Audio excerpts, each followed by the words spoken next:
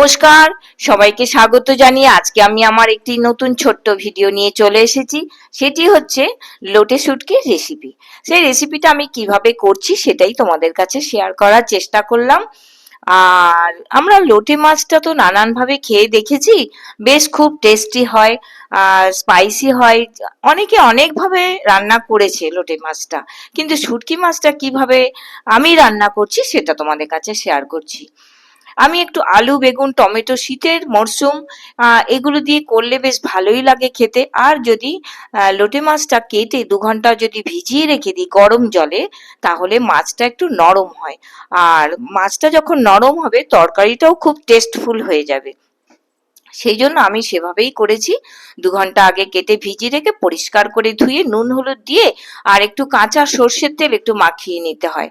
মাখিয়ে নিয়ে ব্যাস তরকারিটা যেভাবে হলো, তারপর মাছটা উপর থেকে দিয়ে নেড়ে চেড়ে একটু ঢাকা দিয়ে দিলাম।